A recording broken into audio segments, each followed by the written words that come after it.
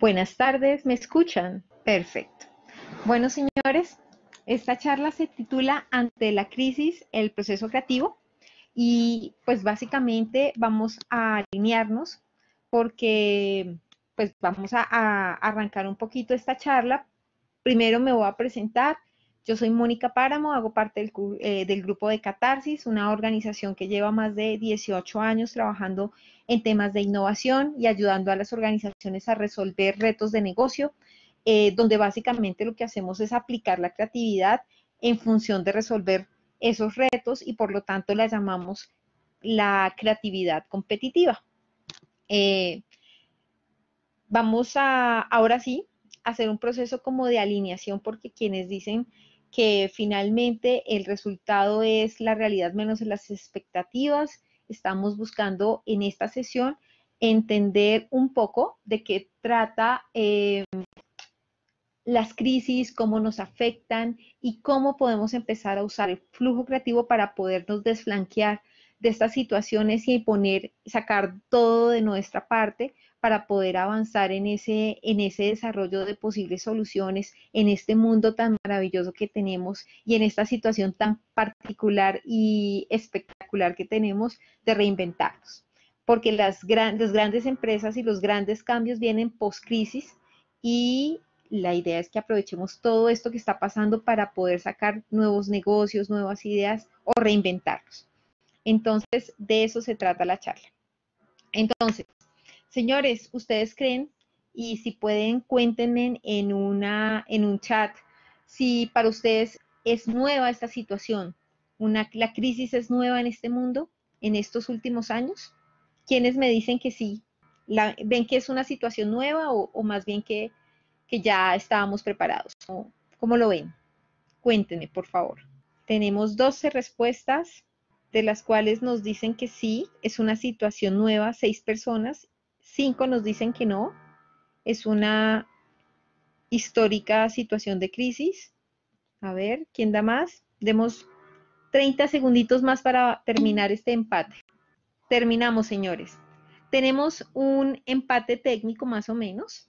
Tenemos 14 votos, de los cuales 6 nos están diciendo que efectivamente sí es una situación nueva, este momento de crisis.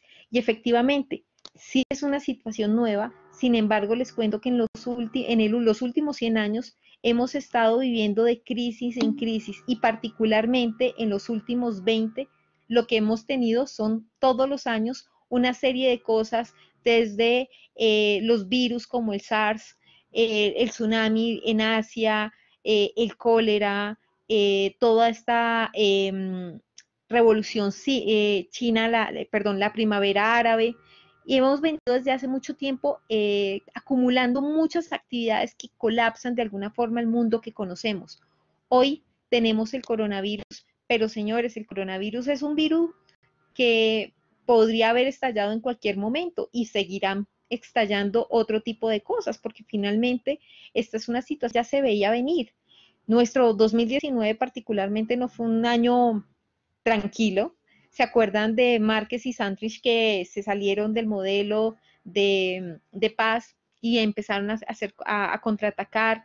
Nosotros teníamos una gran crisis con el tema de la vía llano, el paro, los paros más bien que venían siendo cada vez más intensos y la noche de terror, el cacerolazo, las alertas amarillas ambientales que teníamos en Medellín y aquí en Bogotá y pues el desempleo que sube realmente lo que nos están mostrando es que Latinoamérica particularmente viene en un sentido de crisis, crisis, crisis todo el tiempo y es allí donde uno dice, pucha, esto no es una situación nueva para nosotros, lo que pasa es que no nos veníamos preparando, porque cada vez pasan más cosas, cada vez es más global y como el coronavirus lo escuchamos por allá en enero, más o menos, que era algo que estaba pasando en China y pensamos que nunca nos iba a tocar, pues nunca reaccionamos y por eso pensamos que no nos iba a pasar, no nos iba a tocar, pero cuando todo esto arrancó, nos cogió a nosotros en piloto automático, porque nosotros venimos de una inercia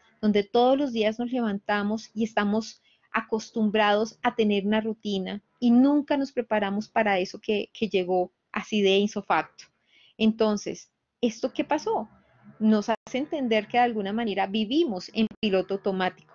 Y si tradicionalmente no apagamos ese piloto automático, lo que nos van a coger es desprevenidos. Por eso el primer paso que tenemos que hacer para poder vivir en tiempos de crisis es desactivar ese piloto automático y empezar a vivir la vida en términos de poder observar más allá de dar, más allá de ver, es entender decaídamente, tranquilamente, qué está pasando, darnos la oportunidad de ver. Entonces, cuando desactivamos ese piloto automático, es cuando nos cogen estas novedades y nos alteran la vida. Porque como no están nuestras rutinas, entonces nos genera crisis. Para algunas personas es crisis, para otros simplemente es una novedad. Pero cuando esas novedades o esas crisis llegan, nos traen caos. Y al traer caos, nos genera miedo, porque el miedo es algo que naturalmente aparece cuando los cambios vienen y generan una cantidad de incertidumbres. Entonces, el mundo del miedo llegó y el mundo de la incertidumbre llegó, porque llegó un mundo en el que todo nos cambió, en el que ya no podíamos hacer muchas cosas y durante un tiempo, no sé si se identifican, no sabían qué iba a pasar. Todo el tiempo estábamos viendo noticias. Llega un espacio en el que ya esto nos permite hacer una transformación y hoy estamos en un punto diferente de cuando arrancamos esta crisis.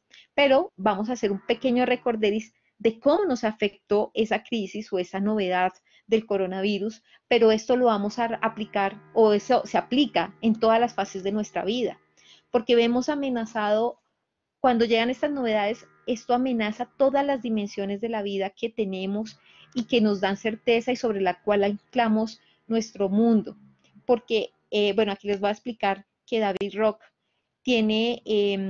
desarrolló un modelo que se llama el modelo SCARF, en donde lo que buscaba era explicarnos de alguna manera el por qué cada vez que llegan las novedades nos enfrentan a, a un sentido de cambio y esos cambios nos generan ese malestar porque amenazan, por ejemplo, nuestro estatus, porque el estatus, recordemos, pues es la percepción que tenemos de dónde somos, de lo que somos frente a la sociedad y frente a nuestro entorno. La certeza de qué va a pasar. Entonces nos empiezan a generar una serie de incertidumbres y no tener certeza nos afecta. Lo mismo, tener la capacidad de saber que uno es autónomo y que uno es el que lleva el control de su vida y en estos momentos es como que dependiéramos de otros para hacer muchas cosas. Las relaciones sociales claramente quedan cuestionadas en términos de cómo nos vamos a relacionar. Somos una cultura latinoamericana basada un poco en esos relacionamientos de abrazo, de cercanía, y quizás ahorita ese tipo de cosas van a ser un poco cuestionadas o temporalmente afectadas. Y pues obviamente el sentido de justicia, el sentir que estamos siendo respetados y tratados de manera justa en comparación pues con otras personas. Entonces, este tipo de cambios llegan, afectan nuestro estatus, nuestra certeza, nuestra autonomía, y ahí es donde tenemos que empezar a trabajar en algo que yo llamo, bueno, que todos conocemos, que es la curva de reacción emocional frente al cambio. Yo creo que muchos lo hemos conocido bajo distintos nombres, pero es ese proceso por el cual pasamos cuando estamos en un status quo. Ese status quo se altera, apenas se ve alterado, nosotros entramos en negación, no podemos creer por qué nos pasó a nosotros. Entramos después de esa negación, que quizás es una de las fases complicadas y más difíciles de superar. Entra el miedo, y cuando dejamos de mirar, el miedo arranca es cuando dejamos de mirar afuera y empezamos a estar con nosotros mismos, y empieza a aparecer ese miedo que pues tiene dos miradas. Como toda emoción tiene luces y sombras, y el miedo desde lo sano nos llama a la prudencia, pero el miedo desde lo tóxico nos llama al colapso, al quedarme quieto y no saber qué hacer. Entonces, en este caso, el desafío no es no a tener miedo, porque el miedo neurológicamente es muy difícil o imposible más bien de controlar. Sin embargo, la invitación es que a pesar del miedo, logramos avanzar en términos de que podamos salir adelante. Entonces, no es valiente el que no tiene miedo, sino el que a pesar de tenerlo, actúa. Entonces, una vez negamos la situación, nos dio miedo, empieza un paso por un desierto que es el proceso de aceptación, el entender que detrás de cada dolor también hay un proceso de aprendizaje y que para poder aprender necesitamos soltar cosas. Entonces, aquí arranca uno con la frase o la pregunta más bien de qué necesito desprenderme y cuáles son esas nuevas posibilidades que se abren frente a esa situación. Cuando aceptamos este proceso, después de haber tenido miedo, empezamos a ver las posibilidades, empezamos a explorar. Y cuando estamos en proceso de exploración, vamos a experimentar con esa nueva realidad. Y cuando logramos arrancar con esos experimentos que nos dan éxito de alguna manera, entendemos que estamos llegando a esa realidad, que creamos esa nueva realidad y creamos hábitos porque seguramente hicimos una transición de saber qué era lo que nos estaba sirviendo. Entonces, ese es nuestro camino y por eso eh, ya llegamos pues a un nuevo status quo, diferente al que teníamos antes, pero que nos permitió transitar por una emocionalidad.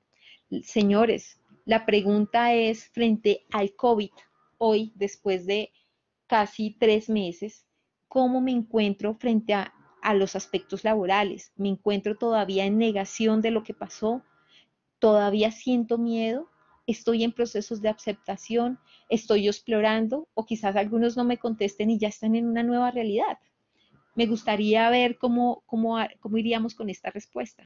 Repito la pregunta, frente al COVID y mi situación laboral, ¿cómo me estoy sintiendo? ¿En negación?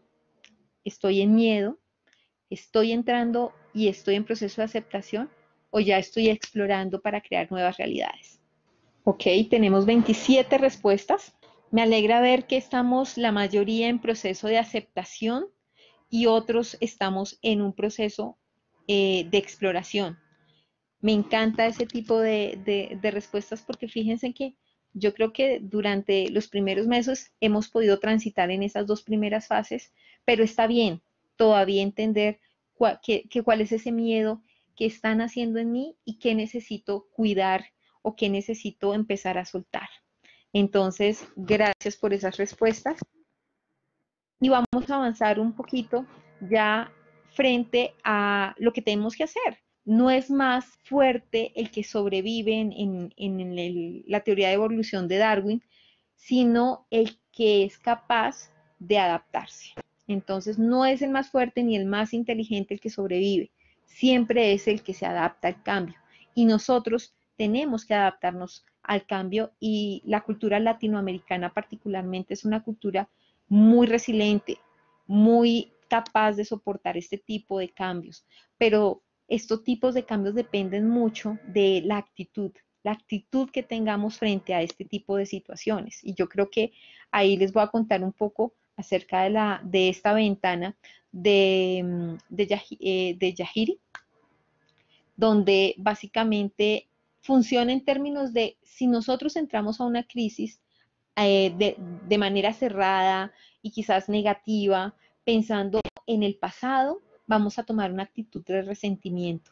Pero cuando tomamos esa actitud cerrada, pero miramos hacia el futuro, nuestra actitud va a ser como de resignación.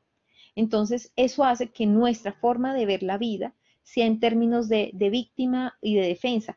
Y ojo que aquí la víctima no es, ay, pobrecito yo, sino que quizás lo que estoy haciendo yo es defenderme de ese entorno. Entonces, o me resiento si lo miro desde el pasado, o me resigno si simplemente atribuyo a otros lo que vaya a pasar en el futuro. Lo que queremos es que busquemos una mirada protagonista, donde miremos el pasado desde la aceptación, desde el dolor, desde el perdón, desde la aceptación, desde el perdonar, desde el tomar la paz como opción, pero también ver ese futuro desde la motivación y desde las posibilidades para abordar. Entonces depende mucho de nuestra actitud el abordar ese futuro. Entonces yo los invito a que miremos el mundo de las posibilidades. Y ese mundo de las posibilidades es el mundo de la creatividad. Y en donde primero tenemos que aceptar que todos somos creativos. Hay muchos eh, consultores que trabajan en temas de creatividad y siempre hacen preguntas como quién se considera creativo y quién no. El tema es que todos somos creativos. Lo que pasa es que hay diferentes tipos de creatividad. Y por eso lo primero, antes de empezar en el flujo creativo, es darles parte de tranquilidad, de que hay niveles de tranquilidad. Y por eso les voy a mostrar estos tres niveles. Un nivel persona, donde yo tengo que solucionar mi día a día. Todos lo tenemos, es nuestra capacidad de resolver, no sé, el desayuno, de cómo desarrollamos cosas para comer, para sobrevivir, pero también está el nivel de resonancia laboral que tiene que ver con esas habilidades técnicas que yo tengo para poner al servicio de de la compañía y para poder solucionar un producto o un reto que ésta tenga. Y en un nivel muy superior está nuestra creatividad en función de aportarle algo al mundo, de entregar algo nuevo, algo valioso para que sea, para que transforme la sociedad. Entonces, tenemos varios diferentes niveles de creatividad, pero si le hacemos doble clic a esto, seguramente ustedes van a resonar con esta siguiente diapositiva que tiene que ver con los niveles según Alfred Edward Taylor, en donde nos muestra que primero tenemos una creatividad expresiva que tiene que ver con el baile, con el arte, con la manera en la que expresamos lo que pensamos frente a un entorno. Pero también está bueno, y también ahí está la comida, los escultores, los escritores, los cantantes, los autores, los que crean la literatura, no sé. Entonces, todo esto que nos permite expresarnos y relacionarnos con nuestro entorno para poder de manera natural es nuestro primer nivel de innovación, primer nivel de creatividad. Luego arrancamos con la creatividad productiva, que es poder solucionar los problemas que vemos, los problemas que todo el tiempo están ahí presentes y que de alguna otra manera nos podemos darle solución. Entonces, alguien inventó los salvavidas porque se dio cuenta que había un problema de que la gente no sabía nadar y estaba en barcos o que había demasiados muertos en los barcos y crea el salvavidas. O alguien crea una máquina de escribir porque necesita que se genere ciertas escrituras de una manera fluida y que todo el mundo la pueda ver y que se pueda redactar y fotocopiar la imprenta y un montón de cosas que nacen a partir de ver cuáles son esas necesidades dentro de nuestro entorno. Esa es la productiva. Pero también está la inventiva. Y esta es un poquito más complicada, pero es esa capacidad de poder ver el mundo y poderlo retar, ¿sí? Esto implica ser flexible, tener una flexibilidad perceptiva para detectar esas relaciones y poder cambiarlo. Entonces aquí aparecen los científicos, los que crean tratamientos contra enfermedades. Aquí está mucho el método científico de invención, de crear algo que permita cambiar la forma de cómo se relacionan las variables y poder entregar algo diferente.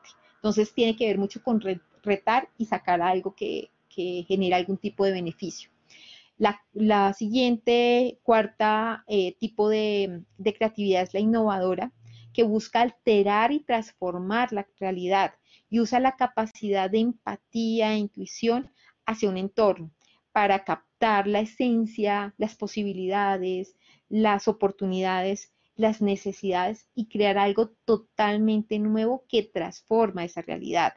Está impulsada pues por el deseo de cambio y de superación del entorno. Y tiene que ver, obviamente, con la generación de valor o esa transferencia eh, para poder captar de algún tipo un beneficio económico quizás. Y por último, está en el nivel más alto la genialidad de la creatividad emergente, que implica propuestas o principios o ideas enteramente disruptivas, nuevas para la humanidad, que puede tener efectos de gran envergadura, cambios de comportamientos y hábitos y obviamente pues cambian la percepción de la realidad. Entonces, esos son los niveles, independientemente del 1, el 2, el 3, el 4, el 5, quizás quisiera validar con ustedes en qué nivel sienten ustedes que están más fuertes, en el nivel 1, 2, 3 o 4. Cuéntenme, por favor. No vamos a tocar la emergente. Exacto. Gracias. ¿En qué nivel sienten ustedes mayor, sienten que están más anclados de alguna manera? No.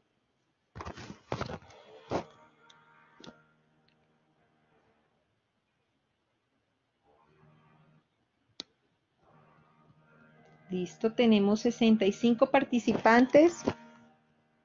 Tenemos 24 respuestas más o menos. En ese orden de ideas podríamos decir que estamos muy, de las personas que han contestado, que estamos muy, o nuestra mayor cantidad de productividad, de producción creativa está en esa productividad que tiene que ver con esas habilidades para nuestros trabajos. Y está perfecto. Y un porcentaje bajo lo está trabajando desde el punto de vista de invención, de crear cosas nuevas para para nuestro entorno. Entonces está muy bien en entender un poquito que todos somos creativos y me encanta que todos, bueno, no todos contestaron, pero interesante el poder cuestionarse en dónde estamos. ¿Listo? Entonces, entendiendo que somos creativos, ¿cuál es la diferencia entre innovador y emergente? Gracias por esa pregunta, creo que la voy a contestar de una vez. El emergente es la genialidad de transformar lo que existe. El caso, por ejemplo, de Steve Jobs, que creó una serie de productos que nadie necesitaba de alguna manera. No eran parte de nuestra realidad y genera un cambio en la manera como nos relacionamos con la tecnología y en cómo la tecnología nos influencia. Eso hizo un cambio de paradigma absurdo. Y la innovación tiene que ver con la generación de nuevas cosas, pero no necesariamente tienen que cambiar la realidad de lo que hacemos, ni los paradigmas, ¿sí? Entonces, dentro de las innovaciones, pues encontramos muchísimos ejemplos, porque las innovaciones tienen que ver más con las capacidades de la organización para poder, si lo hablamos desde el punto de vista de organización, para salirse del modelo de negocio actual y con ese nuevo y generar nuevas maneras de adquirir conocimiento, de gestionar conocimiento. Entonces, una cosa es genialidad, es cambiar todo y la innovación tiene que ver con, sí, con sacar cosas al mercado, pero que solucionan necesidades tradicionales. Veo una pregunta, pero se perdió, no sé dónde la veo. La emergente tiene que ver con la innovación transformacional. No, no, la emergente tiene que ver con el cambio de realidades. La innovación transformacional tiene que ver con cómo algo yo dentro de la compañía que no lo tengo y que no está dentro de mi core de negocio, genero algo nuevo para mi compañía que hace que yo me transforme. Pero o sea, la emergente, la creatividad emergente tiene que ver con la genialidad, con el cambio de paradigmas, no sé, es que estoy buscando un ejemplo y el único que se me ocurre es Steve Jobs por ahora. Déjenme, lo sigo pensando. Bueno, entonces, entendiendo que todos somos creativos en diferentes niveles y que hay unos tops, pero todos tenemos esa capacidad de reaccionar creativamente ante lo que se nos presenta, hoy los invito a que despertemos ese instinto de rebeldía transformadora y empecemos a transitar en algo que nosotros llamamos las ovejas negras. Y las ovejas negras es un espíritu de alguna forma que busca con una serie de capacidades ser diferente o ver el mundo de una manera diferente. Entonces, una oveja negra tiene una mente evidente para poder anticiparse y ver las cosas que otros las están pasando como por alto, encontrar ahí elementos de diferencia y de oportunidad, una cabeza determinada para poder avanzar y desarrollar cosas realmente valiosas para la sociedad o para sí mismo. Una sonrisa encantadora para poder invitar a los demás a convocar, bueno, que se inspiren y convoque lo que yo quiero hacer. Una garganta ejemplar para poder contagiar, para poder también de alguna manera contagiar de la actitud creadora a esas personas que nos rodean. Un corazón valiente, porque obviamente necesitamos mucha pasión para poder defender algunas cosas que al parecer suenan irreverentes en este momento, pero que la irreverencia es muy buena porque cuestiona el status quo. Ojos curiosos para mirar y preguntar lo que nadie más se pregunta, orejas inquietas para aprender y siempre buscar más de una respuesta, estómagos excéntricos para poder aguantarse y no tenerle miedo a eso que se viene, de la incertidumbre de alguna forma, patas indiscretas para crear realmente caminos nuevos y una lana despeinada para poder contagiar de locura a las personas. Entonces, estas son como unas características de oveja negra, van a estar ahí en la presentación, pero sí quiero contarles que estas ovejas negras son las que activan el proceso creativo y todos tenemos algo de ovejas negras. Entonces los invito a que fluyamos en este momento para sumergirnos en el proceso creativo y cómo podemos activarlo en nuestros días. Entonces, entendiendo rápidamente que el flujo creativo funciona en términos de tener primero un reto. Luego, una vez uno ya tiene claro cuál es el reto, arrancamos con entender que vamos a encontrarnos con una cosa que se llama el bloqueo creativo. Es decir, si al reto ya le sabemos la solución, pues no sería un reto de creatividad, ni estaríamos en un flujo creativo. Pero cuando tenemos un reto y no sabemos qué hacer, ahí es donde aparece el proceso, el bloqueo creativo. Ahorita lo vamos a profundizar más.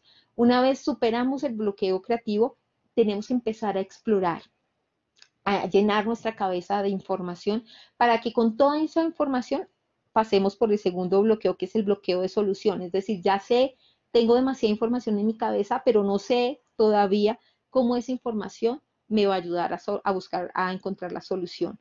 Incubo el proceso, que en este caso es, diga, siéntese, medite, vaya y corra, báñese, cocine, algo, cambie de actividad, algo hacia a lo cual usted le permita distraer su mente consciente hacia algo que lo permita, que lo disfrute, pero este tipo de cambio de actividades va a ser en su cerebro un proceso de incubación, porque si ya llenaste todo tu cerebrito de información consciente, deja que el inconsciente actúe, que también es muy groso, para que luego salga ese proceso de incubación, de iluminación, donde vamos a encontrar las ideas. Entonces, siempre que estén bloqueados, procuren cambiar de actividad para incubar todo ese, procesar inconscientemente toda esa información y encontrar ese ajá, esa eureka en algún momento del proceso. Y al final, obviamente, verificación. Aquí la verificación tiene que ver más con la construcción.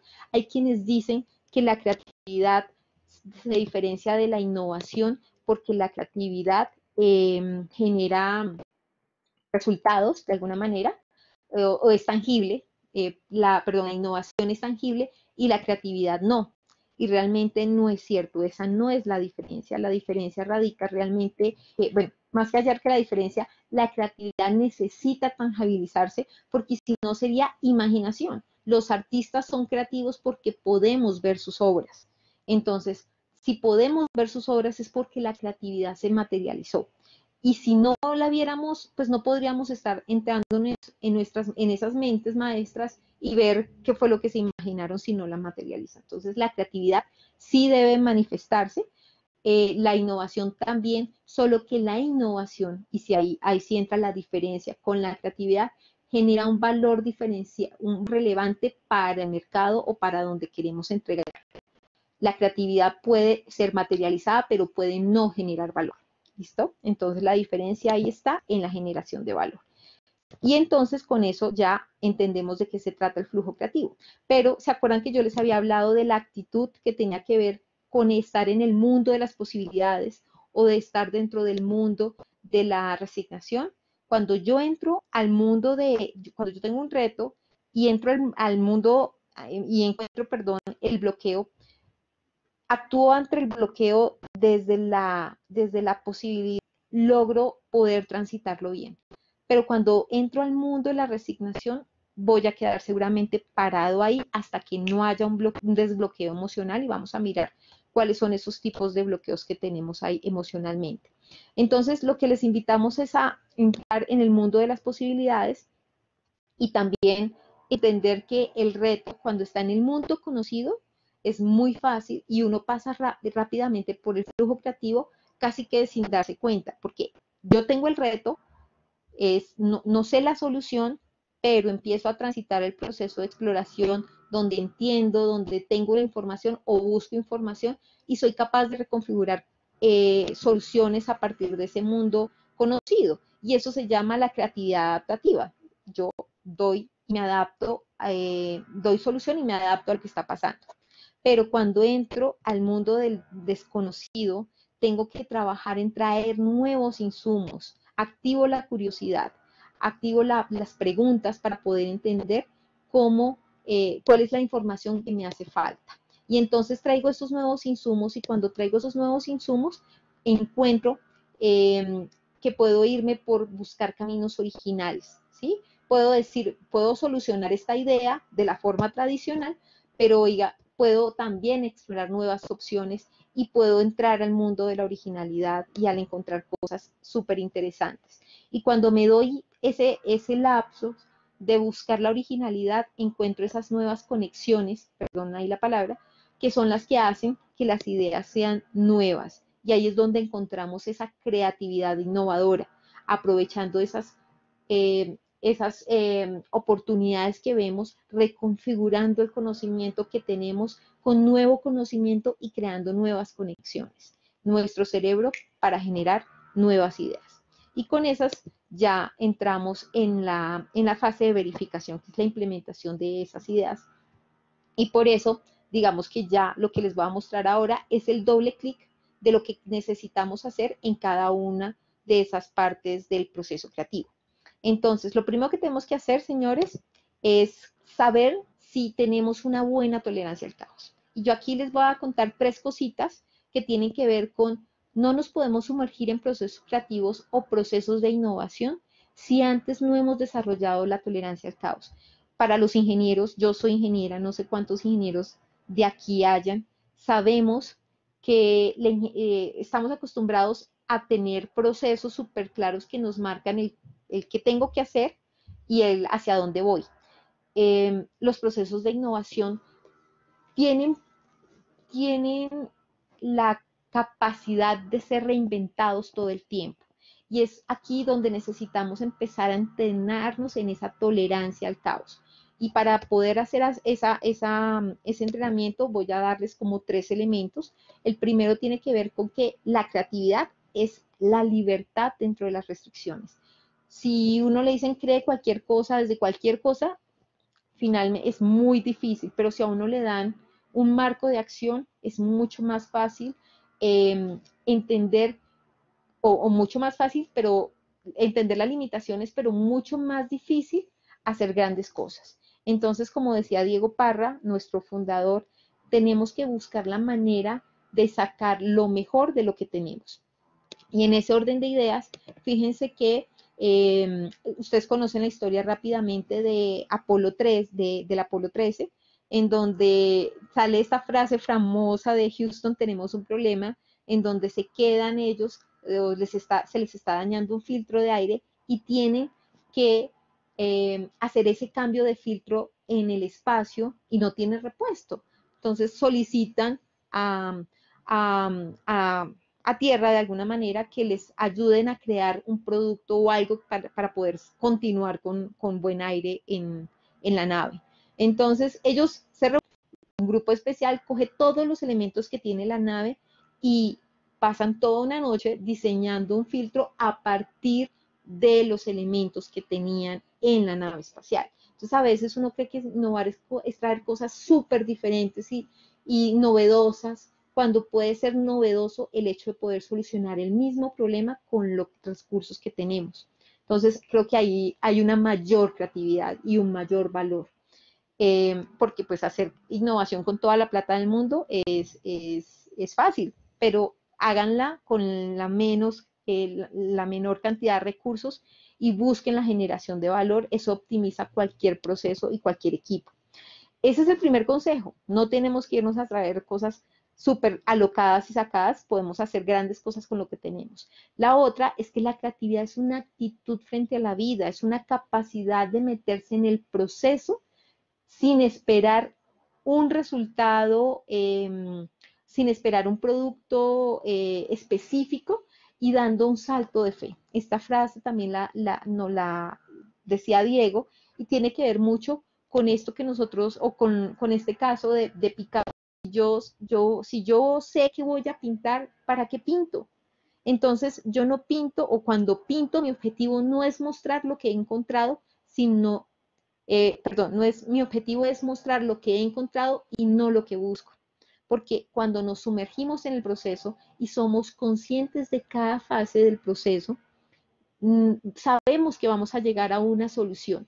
Y si somos suficientemente metódicos en términos de que nos sumergimos y hacemos el proceso de exploración, juiciosos, incubamos y luego usamos metodologías de creatividad para detonar esa iluminación, créanme que van a llegar a cosas maravillosas. Pero si nos metemos al proceso esperando o nos metemos incluso con la idea, porque es que sabemos que nuestra idea es la mejor desde el principio, yo ya me dijeron el reto y yo a los 2 segundos ya sabía cuál era la solución, no lo estás haciendo bien, porque lo que vas a usar es el proceso para darte cuenta o para confirmar algo que tú en el fondo sabías, y no vas a darte la posibilidad de traer cosas nuevas. Entonces, si tienes una solución, guárdala y simplemente fluye en el proceso buscando más opciones. Y el tercer consejo tiene que ver con el efecto Pigmalión.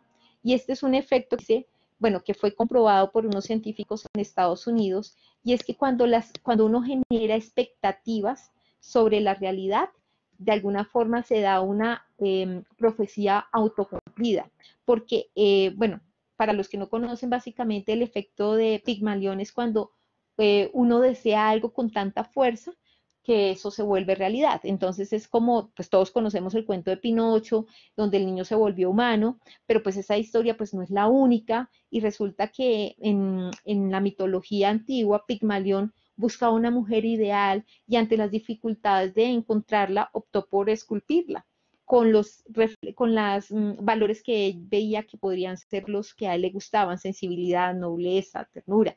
Pero su amor cuando la vio hecha fue tan grande que la diosa Afrodita se compadeció de él y la hizo realidad, y allí fue que nació Galatea. Entonces, este efecto Pigmalión tiene que ver mucho, y cuídense porque ese es el que le refleja a veces uno a los hijos, a las personas con las que trabajan y en uno mismo, y es que tiene que ver con las convicciones que tenemos sobre nuestro propio éxito o fracaso, o el éxito y fracaso de quienes nos rodean, porque cuando más convencidos estamos de ser capaces de hacer algo, es más probable lograrlo. Cuando más éxito, cuando más le proyectamos a nuestros hijos, a nuestros compañeros que son capaces de hacer algo, ellos lo van a lograr. Entonces, ese efecto Pigmalión, conozcámoslo y usémoslo a nuestro favor. Entonces, debemos tratar siempre de sacar lo mejor de lo que hacemos. Entonces, esos son los 3 consejos, y me gustaría que me contaran en una rápida respuesta cuál de los 3 es el que usted cree que puede ser más valioso, o que no tenía, o que puede incorporar de aquí en adelante. Repito la pregunta: ¿cuál de los 3 consejos es el que usted cree que es más valioso para incorporar de aquí en adelante? El primero, lo repito acá: la creatividad es la libertad entre las restricciones.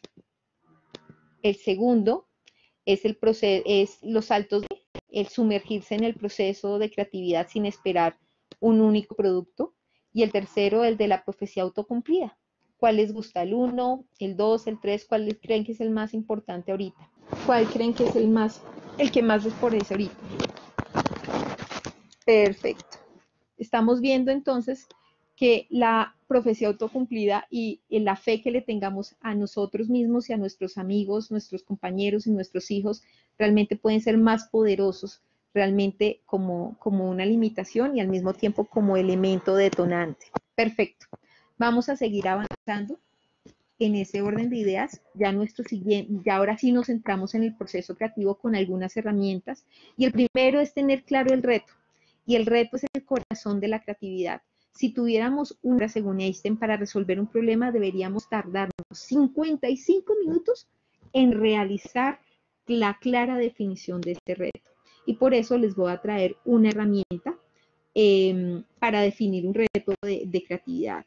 Porque si hacemos preguntas tontas, vamos a obtener seguramente respuestas tontas. Entonces, del tamaño de la pregunta debe ser el tamaño de la respuesta. Entonces, entre más ambiciosos podamos ser ahí, maravilloso.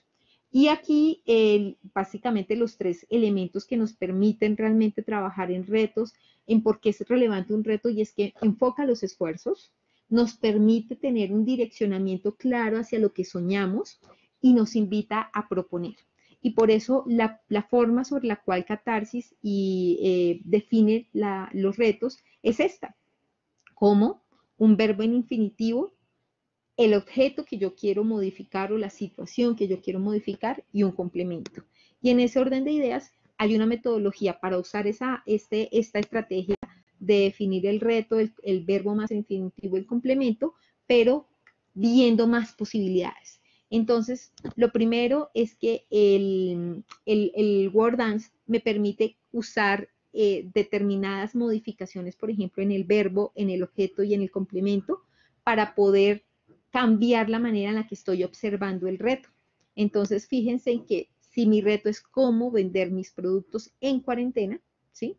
En vez de vender, puedo decir enamorar, llevar, fidelizar, aumentar. En vez de mis productos, puedo declarar asesorías, consultorías, experiencia, conocimiento, emoción, ¿sí? Y el complemento en cuarentena puede ser en tiempos muertos, en noche, en la red, sin estar presente.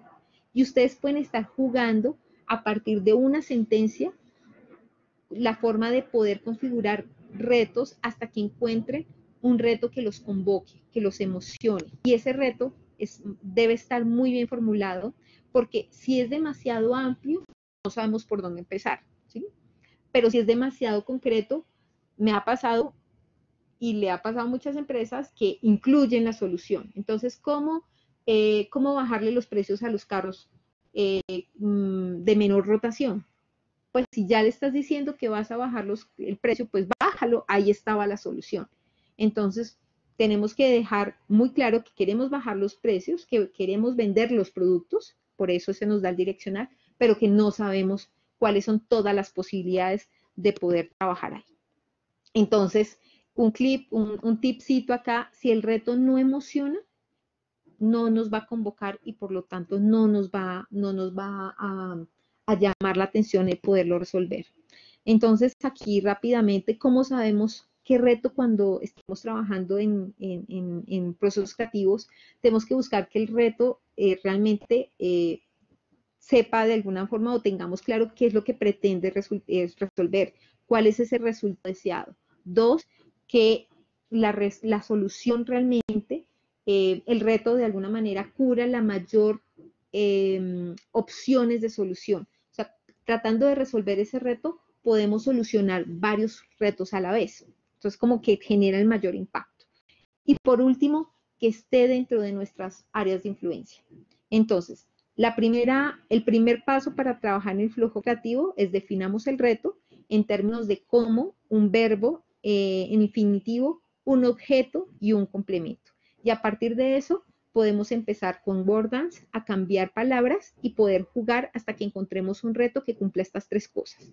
¿Listo? Ese es el primer paso. El segundo paso tiene que ver con el bloqueo creativo. Y el bloqueo creativo es algo que nos sucede todo el tiempo. Ya les había enunciado algo al principio. Hay dos tipos de bloqueo, los vamos a abordar aquí, el bloqueo emocional y el bloqueo cognitivo. Y el bloqueo emocional tiene que ver con eso que me está pasando internamente, que hace que yo no pueda ver la solución o pueda actuar ante ella. Entonces, Adam Smith nos dice que si abordamos una situación como si fuera asunto de vida o muerte, moriríamos demasiadas veces. Entonces, aquí el tema es no tomárselo como tan en serio, son crisis, tenemos que mirar qué hacemos, pero no nos vamos a morir por eso. tenemos que buscar la forma en el mundo de las posibilidades de responder. Y eso nos convoca a ver que pues obviamente como a nuestro cerebro no le hace chiste de alguna forma a las crisis, pues tenemos que obligarnos de alguna manera a poder abordar ese miedo. Y para eso lo primero que tenemos que tener es atención en las emociones, porque las emociones nos predisponen a la acción. Entonces, si yo veo un evento, lo primero que yo hago es interpretarlo y esa interpretación genera una emoción y esa emoción, sobre esa emoción es que yo reacciono. Entonces, cuando yo soy capaz de cambiar la interpretación frente a ese evento, mi emocionalidad cambia y reacciono de una mejor manera. Y para eso, entonces, es importante entender que nosotros o nuestro cerebro reptiliano o se paraliza o actúa o se defiende. Esas son tradicionalmente nuestras maneras de reaccionar. Lo que pasa es que antes nos paralizábamos, huíamos o nos defendíamos de animales en la selva o frente a nuevas tribus que querían invadirnos, pero ahorita nuestras amenazas son diferentes, pero tenemos que transmitirle a nuestro cerebro, empezar a tomar control, que necesitamos actuar de alguna manera y por eso la invitación es a avanzar, ni siquiera es a paralizarnos, no es a huir ni a defendernos, es a actuar frente a esa situación de una manera razonada, de alguna manera buscando encontrar la mejor solución a la situación que abordemos. Entonces, fíjense que lo que no nos deja a veces actuar, ya sabemos que tenemos que actuar, pero nos da miedo el fracaso, nos da miedo el ridículo, y ese tipo de cosas nos paraliza porque evita que uno se enfrente a la vida de una manera más libre. Y resulta que, señores, el fracaso es parte de la vida. No tenemos que ver, no tenemos que morirnos demasiadas veces. Aceptemos el fracaso, abracémoslo, aprendamos de él y avancemos. El fracaso o sea, en este caso no existe el fracaso, salvo cuando de verdad dejamos de esforzarnos, dejamos de hacer las cosas. El que no fracasa es porque nunca en su vida intentó nada. Entonces, así nos llenemos de fracasos, créanme que van a ser más las victorias, o por lo menos las victorias van a ser más gratificantes. Los fracasos pueden ser mayor en cantidad, pero las victorias son mucho más relevantes. Entonces, aquí les quería contar ya de cómo enfrentarnos a esos retos, porque una vez tenemos el reto y estamos en bloqueo, entendamos qué es lo que nos causa el bloqueo. Y para eso les voy a mostrar esta teoría del canal de flujo, donde por un lado tenemos el nivel de reto y por el otro lado las habilidades. Cuando yo tengo un nivel de reto en alto, medio o bajo, lo ubico por este lado. Y en habilidades de mi equipo o mías, alto, medio y bajo. Cuando yo tengo un reto de alto nivel de complejidad de alguna manera y mis habilidades son bajas, yo lo que voy a sentir es angustia, porque con mis habilidades no voy a poder resolver ese reto. Pero por el contrario, cuando mis habilidades son altas, pero el reto es bajo, lo que voy a sentir es aburrimiento porque es un reto súper fácil de solucionar. Entonces, yo tengo que buscar un nivel medio que me permita a mí mantener la motivación entre lo que yo sé, entre el nivel de reto y el nivel de habilidades. Entonces, eso puede ayudar a mejorar nuestra emocionalidad frente al reto. Si hay un reto demasiado grande, oiga, coja, pártalo y empieza a definir qué sí está dentro de su actuar el poder solucionar. Y es como una carrera, un maratón. Si yo me meto hoy a mandarme en 30 kilómetros, pues me voy a morir muy fácilmente. Pero si yo empiezo a entrenar y a generarme metas un poco más pequeñas, en algún momento lograré tener esa meta de los 30 kilómetros. Entonces, aquí busquemos ese equilibrio en algo que me motive, pero que también me permita lograr la solución de ese reto. Señores, y no es procrastinar ni procrastinar, es disfrutar el hoy del proceso, independientemente de la fase en donde estemos. Entonces, esto es una tira de inspiración para que ustedes puedan encontrarlo. Hay varias charlas en Aprendamos con BBVA, no sé si han visto esos videos. Hay uno de Agustín, que es el creador de este libro, de Roba con un artista, y nos invita, tiene unos aprendizajes maravillosos porque nos invita a usar, a robar como un artista, pero el robo no es desde la copia, ¿sí? Sino entender como fuentes de inspiración. Y cuando uno es capaz de robar como un artista, uno lo que hace es que mejora esas fuentes de inspiración y crea cosas nuevas. Entonces, señores, búsquense en este libro, es buenísimo para que entiendan que realmente necesitamos inspiración fuera para poder no solo desbloquearnos emocionalmente, sino cognitivamente. Y esa es mi entrada a mi siguiente bloqueo, que tiene que ver con el bloqueo cognitivo. Y el bloqueo cognitivo tiene que ver con lo que le estoy dando a mi cerebro que haga. Entonces, si yo les pregunto, ¿qué ciudad ven ahí? ¿Quién me podría mandar por chatcitos a ver qué ciudad está ahí metida? Granada, muy bien. ¿Y acá qué ciudad estaría metida? ¿Quién me dice ni vea qué ciudad hay metida? Muy bien, Viena, muy bien. O Neiva, perfecto. ¿Y a ti, Ganso, qué ciudad aquí hay metida?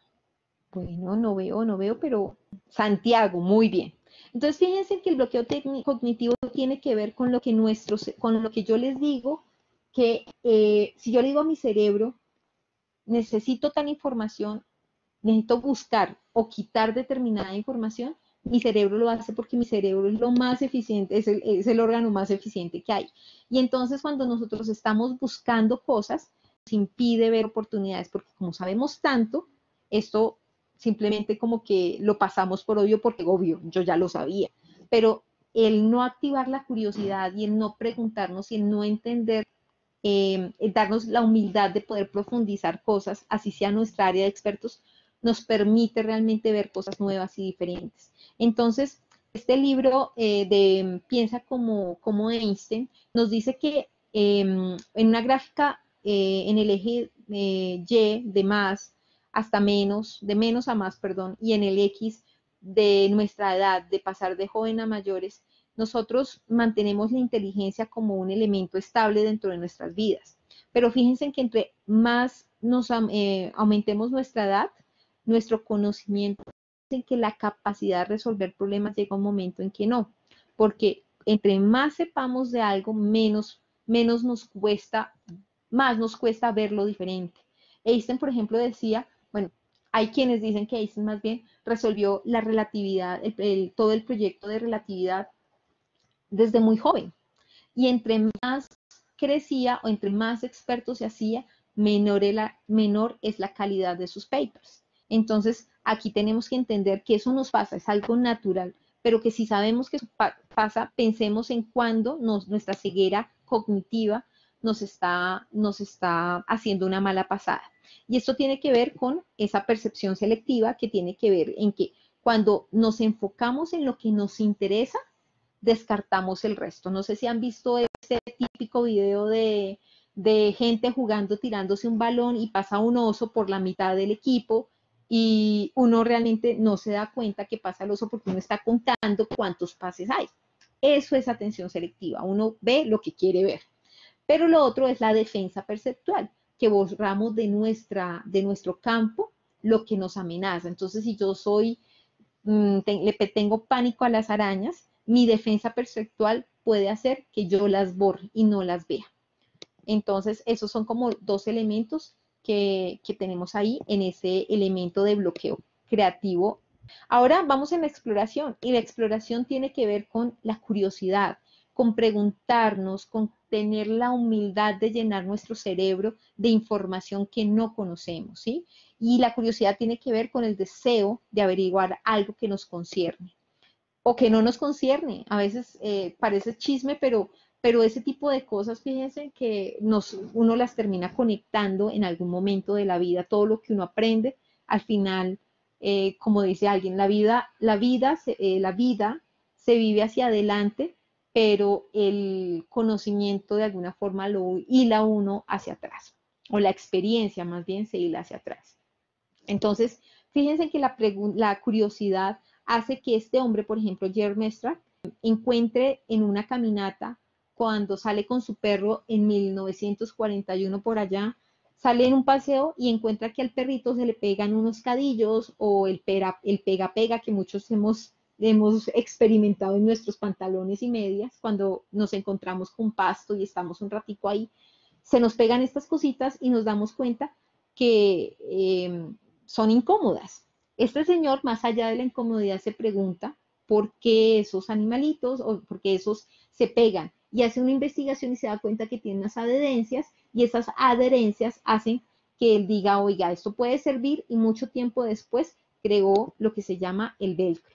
Y así pasó con otros personajes que se han preguntado cosas maravillosas de lo que no se explican y a punta de experimentar o de preguntar logran encontrar elementos diferentes. Y aquí básicamente les voy a contar o les voy a reforzar el hecho de que si nuestro nivel de conocimiento aumenta, nosotros tenemos que buscar la forma en que nuestro nivel de curiosidad también, porque solo cuando aumentamos nuestro nivel de curiosidad es cuando encontramos mayor conocimiento.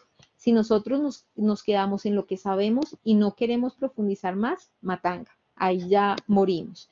Entonces, la sed de curiosidad se activa unas partes del cerebro que son muy valiosas, que es como la del hambre y la ansiedad. Entonces, cuando uno está curioso, tiene necesidad de aprender. Y cuando uno soluciona esa curiosidad, se activa la zona de placer. Entonces, súper interesante para que por favor lo tengan en cuenta en el proceso de exploración. Aprendamos a satisfacer esas necesidades de hambre y esas necesidades de placer a punta de curiosidad de lo que de verdad nos encanta. Entonces, ya voy a abordar el tema de la iluminación.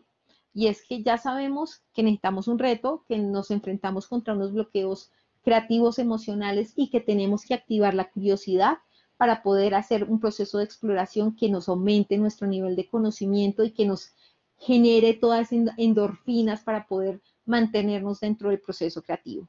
Llega a esta fase que es el proceso de iluminación. Obviamente tenemos bloqueo, hemos tenido un proceso de incubación, pero cuando llegamos a la fase de iluminación, tenemos que despertarla. Y para despertarla tenemos que, pues aquí chévere, les voy a mostrar un poco de los procesos creativos que tiene, que el mundo tiene. Hay como 3 o 4 características y sobre esas características realmente se mueven todas las metodologías de creatividad. Entonces, cuando estamos buscando ideas, no sé si les pasa, pero encontramos un mundo conocido. Todas las ideas que se nos vienen de primerazo son las que están en el mundo conocido. Señores, anótenlas, guárdenlas porque está chévere esa primera tanda. Pero de ahí en adelante necesitamos enfrentarnos con el mundo no conocido, con el mundo que necesitamos modificar. Entonces, fíjense que para modificar ese pequeño mundo, nosotros empezamos a usar ciertas metodologías que nos permiten sustituir, agrandar, eliminar todas esas características del mundo conocido.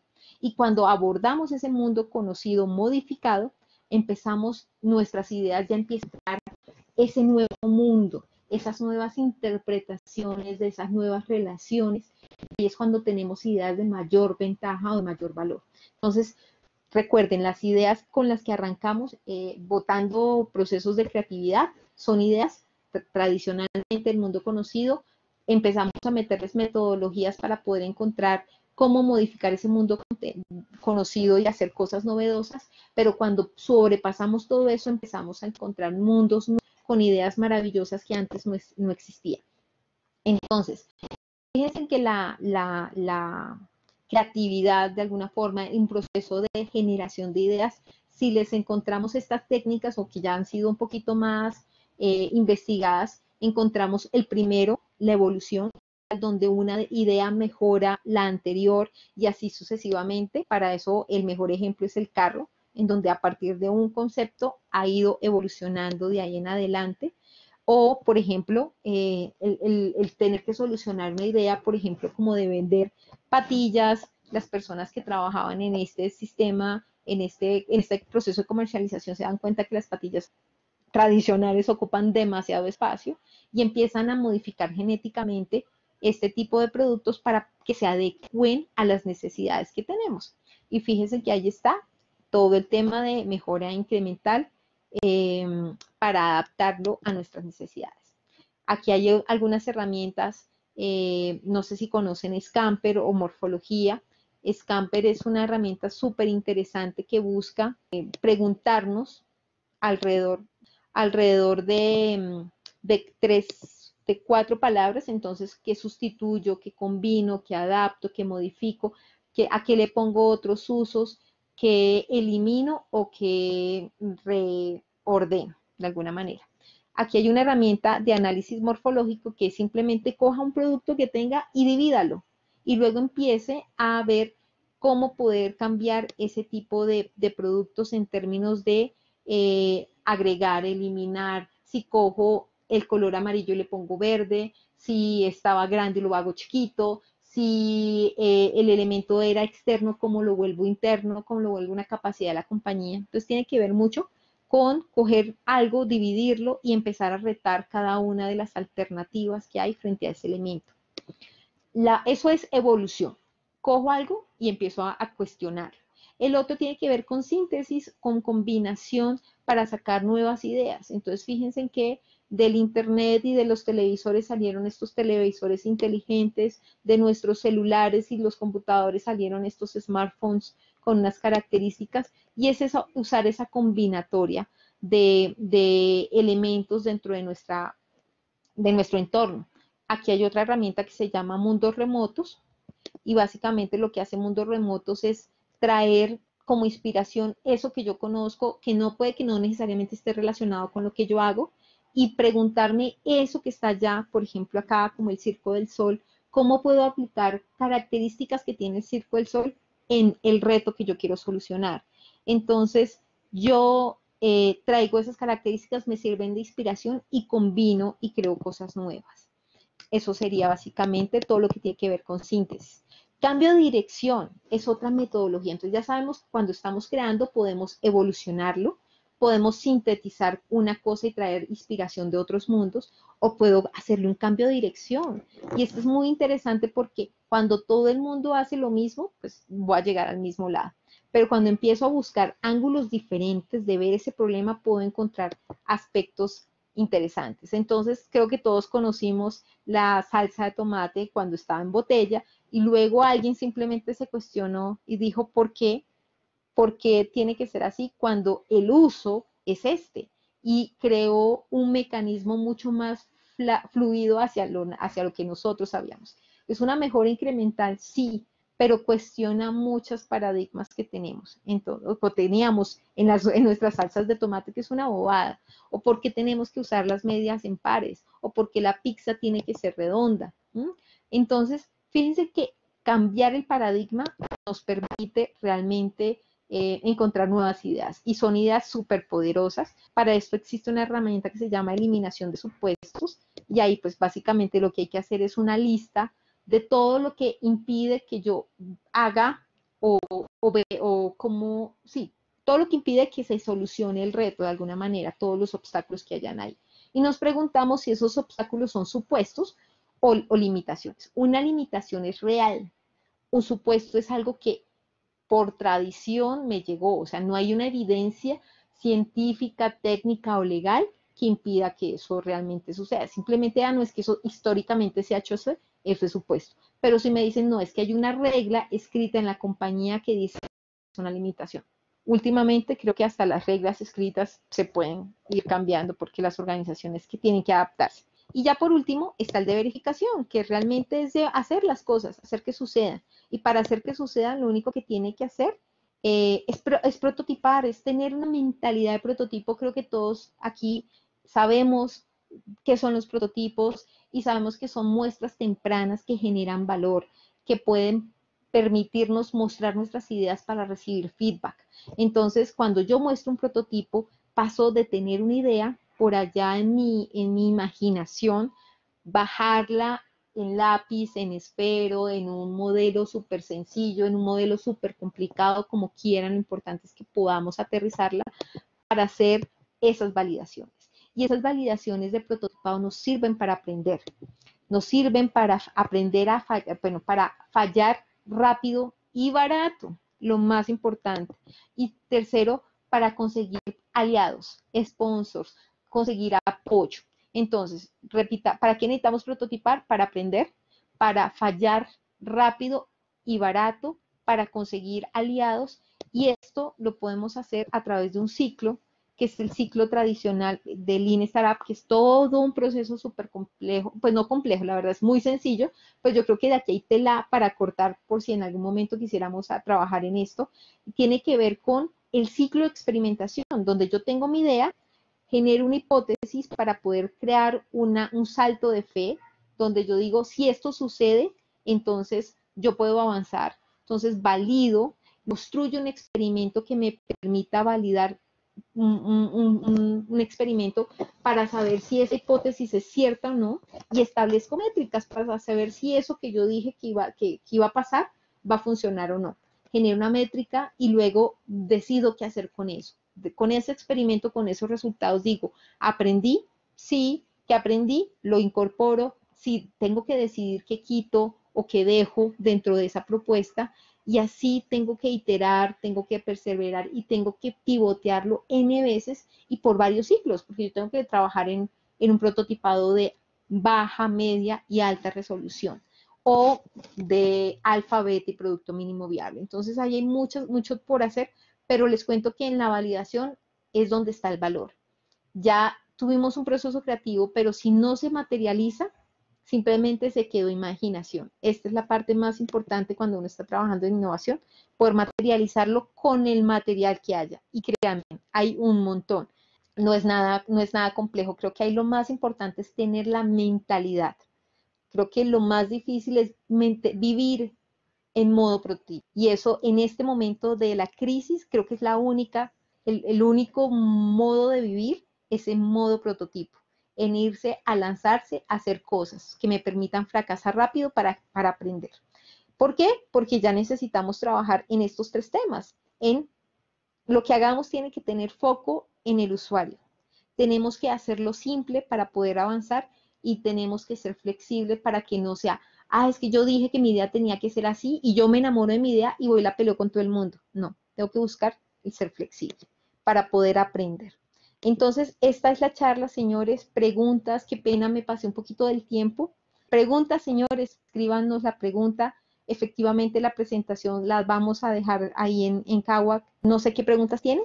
Cuando tengo un bloqueo a una idea que hago. Silvia, ¿nos cuentas qué tipo de bloqueo es? ¿Emocional, cognitivo o el bloqueo es en la fase de prototipado? Tatiana, ahorita te respondo. Ay, Silvia no puede abrir el micrófono. Silvia, te dejo mi número celular y me llamas y me cuentas para poder entender muy bien esa inquietud. 97, quisiera ayudarles a todos, pero créeme que la única forma de desbloquearse es de entender qué tipo de bloqueo tengo y qué estrategia puedo hacer para poderlo superar. Si tengo un bloqueo emocional, tengo que experimentar y entender cuál es la emoción que me está evitando. Si estoy en un bloqueo de conocimiento, tengo que entender qué es la parte, qué curiosidad, qué preguntas tengo que hacer para poder entender más alrededor de ese reto. Y si tengo un reto un bloqueo de prototipo, tengo que entender qué fase está ahí incorporada, si es un bloqueo por usuario, si es un bloqueo porque yo estoy empecinada en mi idea y no quiero ser inflexible y quiero que lo que hago se haga. ¿Cuál crees que son las oportunidades más grandes que las organizaciones tienen en este momento? Uy, yo creo que hay muchísimas, depende mucho de las organizaciones, pero yo trabajo con bastantes de muy diferentes sectores y la mayor oportunidad que tienen en ese momento es de poder gestionar el talento que tienen dentro de las organizaciones para que puedan seguir en este proceso de generación de valor. No tiene que ver necesariamente con la generación de ingresos de lo que tradicionalmente hacía la compañía, sino que muchas personas quizás no han tenido una buena gestión emocional y están en bloqueo, están en resentimiento y no ven las oportunidades. Entonces, cuando yo logro desbloquear emocionalmente a los equipos, soy capaz de poder empezar este proceso y créanme que todos somos creativos. Entonces, bajo ese proceso, siento que la mayor oportunidad que tiene en este momento las organizaciones es hacer que la gente se conecte con la generación de valor para nosotros mismos. Y eso nos implica cambiar incluso nuestras maneras de relacionarnos, de nuestros productos, nos permite incluso inspirarnos y cambiar la manera en la que tradicionalmente vendíamos o hacíamos cosas, cambia. ¿Cómo fomentar? Otra pregunta que está aquí de Diana Barón es ¿cómo fomentar o activar la creatividad en un equipo de trabajo? Lo primero que toca hacer ahí es que hay que definir muy bien los retos que tienen los equipos. ¿Qué es lo que estás buscando como solución? Darles la capacidad de fracasar. Yo creo que el mayor problema que tienen las organizaciones y los equipos es que estamos como en un momento donde tienes que sabértelas todas y tienes que parecer que eres el genio cuando eso es lo que nos impide realmente encontrar cosas interesantes y únicas. Creo que nos han acostumbrado toda la vida a entender que hay una única respuesta y que el que la tiene es el más inteligente y que el más inteligente es el exitoso. Y no, yo creo que la determinación en este momento es la mayor capacidad porque no supera incluso la inteligencia. Entonces, señores, el ayudarle a los equipos a experimentar el fracaso como parte de un proceso de aprendizaje es el mejor vitamina, inyección para que la creatividad se dé, porque les permites fracasar, les permites aprender y el estar en entornos seguros hace que la gente detone sus máximas posibilidades. Aquí dice que Nesli Garzón dice, adelantado en el proceso creativo, ¿cuál vía recomiendas para presupuestar el proyecto resultado? No sé si te la entiendo muy bien, pero entendería que cuando estés trabajando en procesos creativos, no te enfoques en desarrollar una única idea, ¿sí? Uno no debería enamorarse nunca de las ideas, uno debe enamorarse del reto y ser flexible en el proceso para que cualquier cosa que llegue y genere valor le permita a uno incorporar en esa solución. Entonces, no es que tengas que tener claro el objetivo, perdón, no es que tengas que tener claro la solución, lo que debes tener es los beneficios que esa solución debe entregar. Hace poco estuve asesorando a un emprendedor que me decía, venga, yo quiero desarrollar una plataforma para poder entregar las promociones de las marcas. Cuando uno dice, listo, genial, maravilloso. ¿Ya sabes quién es tu segmento? No. ¿Quiénes serían tus marcas aliadas? No. ¿Qué necesidad estás supliendo? No. Comercializar. Comercializar no es una necesidad. Nosotros tenemos que buscar que nuestros retos realmente solucionen cosas reales, porque así logramos tener éxito. Porque entonces mi problema no va a ser la creación de una plataforma para comercializar. Mi reto va a ser solucionarle, por ejemplo, una necesidad a los ancianos, a los adultos mayores, de generar compras online en este momento, porque no pueden salir de casa. Tienen una necesidad que es esta. Y eso se lo puedo hacer a través de una plataforma tecnológica, se lo puedo hacer a través de un call center, lo puedo hacer a través de unos catálogos, puedo crear una red de ventas a través de mujeres como Nova Ventas, no sé, un montón de cosas que no es la solución, la plataforma. El reto es ayudarle a los ancianos a hacer compras. Entonces, mi punto siempre va al hecho de no te enamores de proyectos, de ideas, enamórate de los retos. ¿Qué barreras podrían tener las organizaciones para llevar a cabo procesos de innovación o creatividad? Hay muchas. De hecho, aquí hay un webinar, yo creo que ahorita lo podemos asociar, lo dicté yo hace como un año, año y medio, que tenía que ver con los mitos de la innovación. Y es que las organizaciones tradicionalmente esperan que la innovación suceda de un momento a otro, cuando la innovación realmente es un proceso concienzudo y dirigido, que tiene unas necesidades de alimentación humanas, porque esto no es un proceso, yo puedo montar el proceso en un PowerPoint y escribírselo o decírselo a toda la organización, pero si no es decir ciertas habilidades que tienen que ver con el fracaso, con la tolerancia al caos, con la determinación, el trabajo en equipo, con la capacidad de experimentar, la innovación no sucede. El cambio de mindset es bien complejo, pero creo que ahí está la mayor capacidad que tienen las organizaciones de entrar a la innovación, con un cambio que le permita realmente vivir en incertidumbre, vivir en modo prototipo, y estas son capacidades que se desarrollan. Yo creo que es hora, las 4:30. Muchas gracias a todos.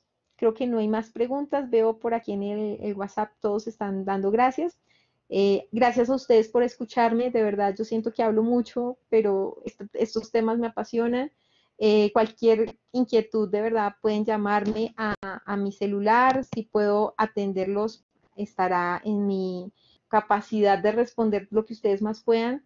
Soy una servidora realmente de este mundo, me encanta conquistar gente y que se vengan a este mundo de la innovación como me conquistaron a mí, como me rescataron a mí hace 15 años y ahora transito en este mundo loco, pero muy chévere. A ustedes de verdad, mil gracias.